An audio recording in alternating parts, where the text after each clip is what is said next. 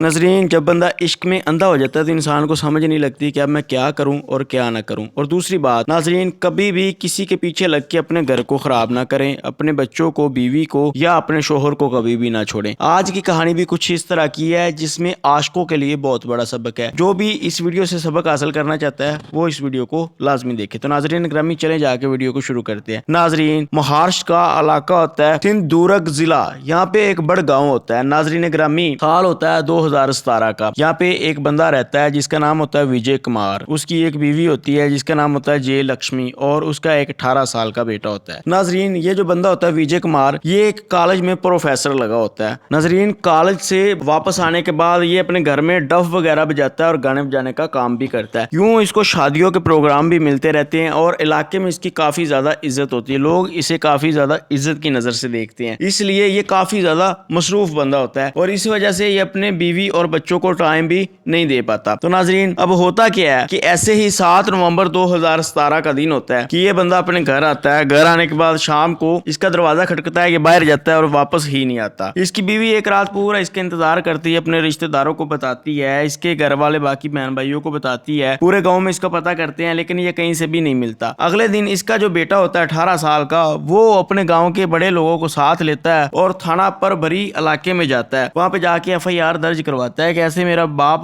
विजय कुमार घर से गया और वापस नहीं आया। तो पुलिस वाले FIR दर्ज करने के बाद घर आते हैं। उसकी माँ जय लक्ष्मी से पूछते हैं। वो बताती है कि शाम को विजय कुमार कॉलेज से घर जब आया तो दरवाजा खटखटा, वो पैसे गिन रहा था। अपने पैसे गिनने के बाद उसने पैसे अपनी जेब में रखे, पैंट की में, और टीवी देखना शुरू हो गया। वो लेट के टीवी देख रहा था। दरवाजा खटकने पे वो बाहर गया तो उसके कुछ जानने वाला था, इसलिए उसने कुछ हमें बताया नहीं कि मैं किधर जा रहा हूँ। तो वो चला गया लेकिन वापस ही नहीं आया। सारी रात हम उसे ढूंढते रहे लेकिन वो हमें नहीं मिल सका। नाजरीन, ये स्टोरी इस तरफ चल रही थी। पुलिस वाले जो होते हैं वहाँ पे जो CCTV कैमरे उस इलाके में लगे होते हैं उन सबको देखते हैं, लेकिन वो कहीं भी नजर नहीं आता। अब सीन क्या होता है, पुलिस वाले उसकी कॉल हिस्ट्री निकलवाते हैं, लेकिन कॉल हिस्ट्री से भी कुछ इस तरह का नंबर नहीं मिलता, कुछ इस तरह का पता नहीं चलता। अब पुलिस वाले क्या करते हैं कि विजय कुमार की बीवी जय लक्ष्मी की भी कॉल हिस्ट्री निकलवाते हैं। दूसरी तरफ नाजरीन, शहर का एक पिकनिक पॉइंट होता है। पुलिस वालों को फोन आता है कि यहाँ पे एक डेड बॉडी पड़ी हुई है। पुलिस वाले फौरन भाग के वहां पे जाते हैं। तो क्या देखते हैं नाजरीन कि वहां पे एक बंदे की लाश पड़ी हुई है जिसकी कद काठी विजय कुमार जैसी है और वो काफी विजय कुमार से भी उसकी शक्ल मिलती है। लेकिन चूंकि विजय कुमार को गुम हुए 3 दिन हो गए थे और इस बंदे के सर के ऊपर चोटें भी लगी हुई थी और किसी ने मुंह के ऊपर सरिये भी मारे हुए थे, इसलिए इसकी शनाख्त नहीं हो सकी। पुलिस वाले इसको हॉस्पिटल भेज देते हैं। जहां से ये डेड बॉडी मिली वहां पे एक सरिया भी पड़ा होता है जिसके ऊपर खून लगा होता है। तो नाजरीन, ये नजर आ रहा होता है कि पिकनिक पॉइंट के ऊपर एक काफी ऊंची पहाड़ी होती है, उसके नीचे जो खाई होती है, खाई में ये लाश पड़ी होती है। पुलिस वाले वहां से पूछ-गूछ करते हैं कि कैसे, किसको पता चला इस लाश का और कैसे आप लोगों ने पुलिस को इन्फॉर्म किया। तो वहां का जो सिक्योरिटी गार्ड होता है वो बताता है कि यहाँ पे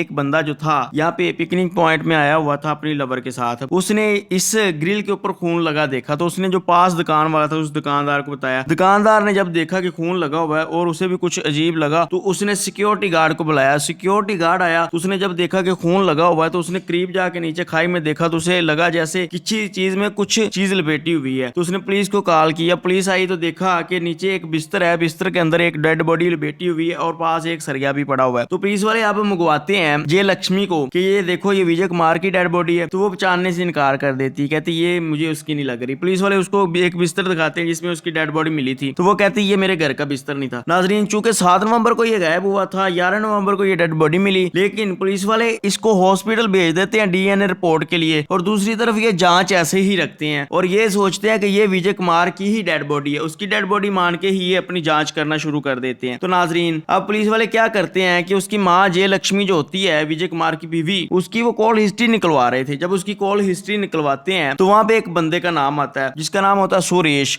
जो उसके घर के सामने रहता है। उसके साथ उसकी बड़ी फोन के ऊपर बातें शातें चली होती है। तो नाजरीन, अब पुलिस वाले जो होते हैं इसके घर का रिलेशन पता करते हैं विजय कुमार का और जय लक्ष्मी का। तो पता चलता है कि इनका कुछ तल्लक भी आपस में गहरा नहीं था। ये एक दूसरे से प्यार मोहब्बत वाला कोई इनका चक्कर नहीं था। फिजिकल भी बहुत कम एक दूसरे के साथ होते थे, इनका रिलेशन भी बहुत कम था। जिसका रीजन ये था कि विजय कुमार अपने घर वालों को टाइम नहीं दे पाते थे और दूसरा ये जो जय लक्ष्मी थी इसका कुछ करैक्टर ठीक नहीं था, जिस वजह से मियाँ बीवी में लड़ाइयाँ झगड़े होते रहते थे और ये विजय कुमार जो था अपनी बीवी जय लक्ष्मी को अक्सर पीटता भी रहता था इस वजह से। तो नाजरीन, अब पुलिस वाले उसके बेटे से पूछ-गूछ करते हैं तो वो भी ये बताता है कि हाँ मेरी माँ और मेरे बाप का कुछ ठीक नहीं रहता था आपस में। अब उनकी जो माँ होती है उसको पता चल चुका होता है जय लक्ष्मी को कि मेरी कॉल हिस्ट्री में ये सुरेश का नंबर भी आ चुका है। सुरेश उनके घर के सामने ही रहता, उनका हमसाया होता। सुरेश को भी पता चल चुका होता है कि जय लक्ष्मी की कॉल हिस्ट्री में मेरा नाम आ चुका है। पुलिस वाले सुरेश को मंगवाते हैं, उससे पूछगूछ करते हैं तो वो जवाब देता है पुलिस वालों को, लेकिन वो पुलिस वालों को मुतमिन नहीं कर पाता। लेकिन पुलिस वालों के पास कुछ खास सबूत नहीं होता, इसलिए उसको गिरफ्तार नहीं करते। अब जय लक्ष्मी जो होती है उससे भी पूछगूछ होती है, वो भी कुछ पुलिस वालों को मुतमिन नहीं कर पाती, लेकिन उनके पास उसके खिलाफ भी कोई एविडेंस नहीं होता, इसलिए उसे भी गिरफ्तार नहीं करते। अब ये दोनों अपने घर आते हैं तो क्या करते हैं कि अगले दिन ये लक्ष्मी जो होती है ये अपने घर के जेवरात इकट्ठे करती, पैसे इकट्ठे करती है और सुरेश के साथ भाग जाती है। ये दोनों भाग जाते हैं। पुलिस वालों को अब कन्फर्म हो जाता है कि यही दोनों कातिल, इन दोनों ने मिलकर कत्ल किया, लिहाजा उनको ढूंढना शुरू कर देते हैं। नाजरीन, 2 दिन बाद मुंबई के लोअर रेलवे स्टेशन के ऊपर ये दोनों गिरफ्तार हो जाते हैं। गिरफ्तार करने के बाद इन दोनों को वापस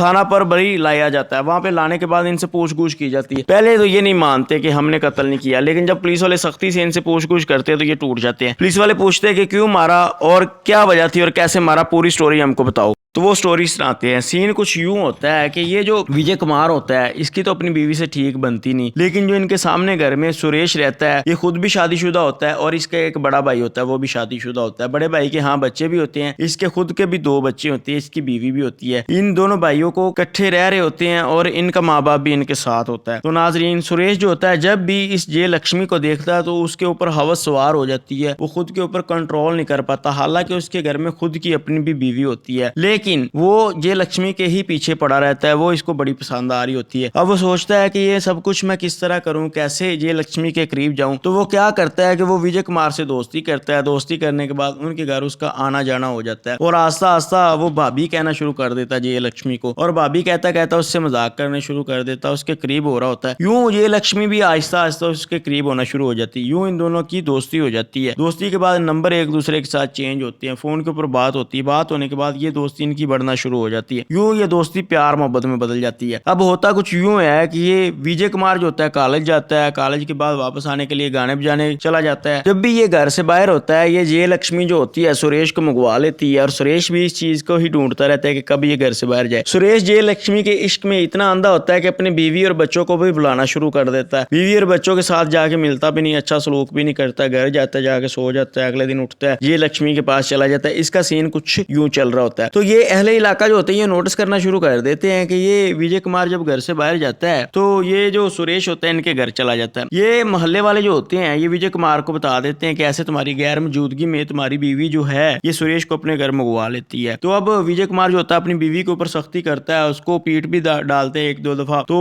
उसको मारने पीटने के बाद सख्ती करता है कि तुम्हें दोबारा इससे नहीं मिलता, और सुरेश को भी इस चीज से मना कर देता है और इनकी राखी रखना शुरू कर देता है। अब ये जो जय लक्ष्मी और सुरेश होता है इनको मिलने में बड़ी प्रॉब्लम हो रही होती है, क्योंकि वो विजय कुमार इनकी रखवाली रख रहा होता है। तो अब ये जय लक्ष्मी किसी ना किसी तरह सुरेश से बात करती है और बात करने के बाद कहती है कि हम इसको खत्म कर देते हैं, ये हमारे रास्ते से हट जाएगा तो इसकी सारी प्रॉपर्टी भी हमारे पास आ जाएगी। क्योंकि ये बंदा भी काफी अमीर था, खाता पीता था, कॉलेज में प्रोफेसर लगा हुआ था, इसकी तनख्वाह भी अच्छी थी, तो पढ़ा लिखा तो ये था ही। तो ये जय लक्ष्मी का जो प्लान होता है ये सुरेश को भी अच्छा लगता है कि ठीक है जब ये मर जाएगी तो मैं जय लक्ष्मी से भी शादी कर लूंगा और दूसरी भी अपनी बीवी रख लूंगा और इसकी सारी प्रॉपर्टी भी मेरे पास आ जाएगी। क्यों नाजरीन, ये इनको मारने का प्लान बनाते हैं, और प्लान बनाने के बाद ये करते क्या है कि जय लक्ष्मी जो होती है ये सुरेश से नींद वाली गोलियां मंगवाती है। नींद वाली गोलियां मंगवाने के बाद ये खाने में नींद वाली गोलियां मिला देती है, और विजय कुमार को और उनके साथ जो उनकी बहन एक रह रही थी जिसका ज़हनी तवाज़ुन दुरुस्त नहीं था उसको और अपने बेटे को खिला देती है। यूं ये गोलियां खा के सो जाते हैं। रात को ये सोए होते हैं। ये सुरेश को घर मंगवाती है, घर मंगवाने के बाद एक सरिया उसको देती है और कहती है जाके उसको कत्ल कर दो। यूं सुरेश आता है और आके विजय कुमार के सर में और चेहरे के ऊपर सरिये मारने शुरू कर देता है। सरिये मार के उसको कत्ल कर देता है। कत्ल करने के बाद अब ये दोनों एक रजाई में उसको लपेटते हैं। लपेटने के बाद अपनी कार में डालते हैं। कार में डालने के बाद ये जय लक्ष्मी बोलती है कि इसको किसी पिकनिक पॉइंट के ऊपर ले जाओ और पहाड़ी के ऊपर से नीचे फेंक दो खाई में, ताकि किसी को पता ना चले। तो सुरेश जो होता है वो भी ऐसे करता है, पिकनिक पॉइंट के ऊपर ले जाता है और वहां पे जाके एक बड़ी पहाड़ी से नीचे फेंक देता है खाई में। लेकिन होता कुछ यूं है कि उसके मुंह से और सर से खून निकल रहा होता है और इससे सुरेश के हाथों को भी लग रहा होता है। तो ये खून जब वो ग्रिल को पकड़ के ऊपर चढ़ता है तो उसके हाथों को खून लगा होता है, वो खून ग्रिल को भी लग जाता है, जिस वजह से लोगों को पता चल जाता है। दूसरी तरफ फोर्सिंग की टीम आती है और जयलक्ष्मी के घर की तलाशी लेती है, अच्छे से सबूत इकट्ठे करती है, तो उसके कमरे में वो खून के छींटे भी लगे होते हैं जिससे विजय कुमार को मारा गया होता है। और खून जो होता है वो बेड के ऊपर लगता है और बाकी जो लगता है दीवारों के ऊपर, वो सारे चीटे वगैरह मिल जाते हैं। यूं ये सारे सबूत इसके खिलाफ मिल जाते हैं और पुलिस जो होती है इन दोनों को चालान कर देती है। चालान करने के बाद इनके ये सारे जो सबूत होती हैं अदालत में पेश कर देती है। फिलहाल ये जेल के अंदर है, इनका कोई ट्रायल चल रहा है, फैसला नहीं आया। जैसे कोई फैसला आएगा मैं आपको लाजमी बताऊंगा। मुझे इजाजत दे लेने के बाद।